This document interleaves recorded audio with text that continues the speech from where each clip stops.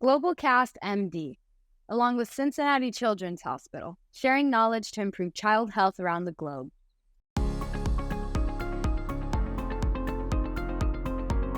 Hello, Pediatric Surgery family. I'm Cecilia Gigena, a research fellow from Cincinnati Children's Hospital Medical Center. Our 11th annual update course in pediatric surgery was held this past August. In this video series, we'll recap the sessions and share the main highlights with you. Today, we are talking about updates in ICG. For that, we have Dr. Seth Goldstein, a pediatric surgeon from Louis Children's Hospital. So first, let's hear what ICG is.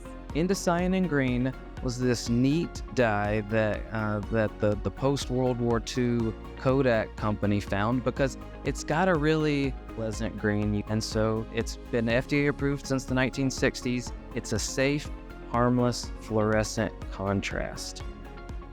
So this compound can be injected subcutaneously or intravenously, depending on the use. And its usage is really developed in hepatobiliary surgery. But today we are learning about other usages for this. Let's start with a case. 10-year-old boy, right gluteal, biopsy confirmed alveolar rhabdo. You've been asked for sentinel node biopsy at the time of port placement. This is pretty much standard of care. And so my question for you all is, what is your preferred primary marker for sentinel node identification? Normally, for the location of a sentinel node, we will use a radiotracer such as technetium-99. That will be caught in the node and can be detected with the special detector. But that is not always easy.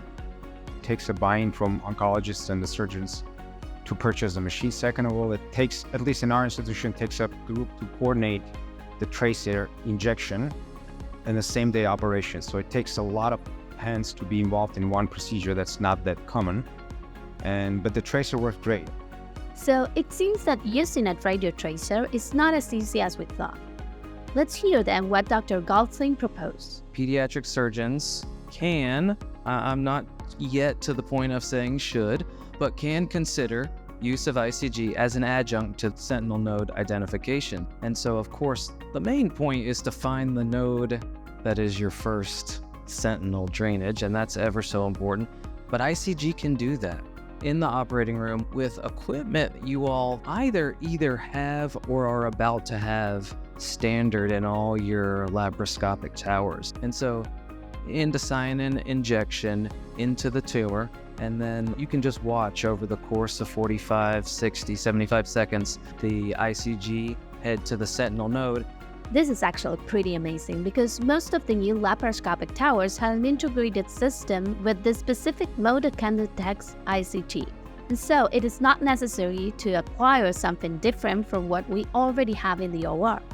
We're at a junction where we are using the ICG as the primary localizer of the sentinel node and still confirming with the technetium. Great.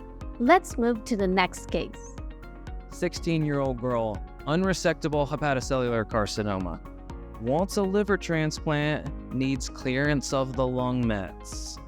At the time of your thoracotomy, what's your most sensitive and specific method of localization? We all know that for a liver transplant due to hepatic carcinomas, we need to have 0 metastases, and that, lots of the time, implicates bilateral lung metastasectomies. Localizing all of them is a challenge, and even though we trust images and our fingers, it's always great to have an adjuvant like ICG to detect them intraoperatively. This is a trick of understanding ICG, which is exclusively biliary cleared. So it's hard when you're in and around the liver, but what if you've got liver tissue in another organ space?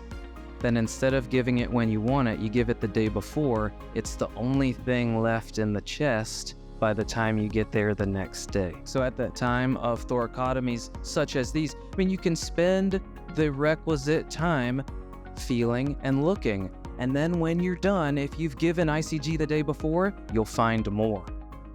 But spots like these are also positive on histology. Let's hear about an innovative implementation that he has been working on.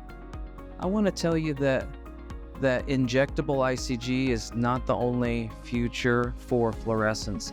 think about pelvic tumors, and my query to you all was going to be how you like to protect the ureter. So a right lower quadrant port looking at the end of a debulking with aortic bifurcation on the screen right, and look how the ureter has been kept out of harm's way.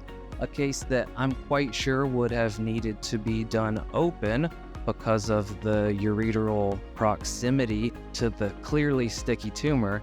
That was standard cystoscopy and stent placement, but when the stent is emitting an infrared light that gets picked up by your system, it's clear as day. So it's about augmenting the surgeon's visual field and making things safer and better for us. So let's summarize what we saw today. ICG is a harmless fluorescent contrast that is excreted by the biliary tract. It can be used to detect Sentynel nodes in many types of cancer, and we can either use the laparoscopic or open instruments to see it. As it is primarily excreted through hepatic cells given 24 hours in advance, it can be very useful to detect hepatocarcinoma lung metastases.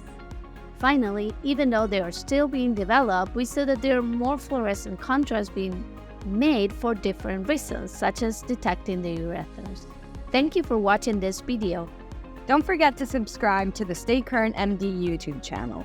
Follow our social media channels and download the Stay Current MD app for tons of content in pediatric surgery. GlobalCast MD, along with Cincinnati Children's Hospital, sharing knowledge to improve child health around the globe.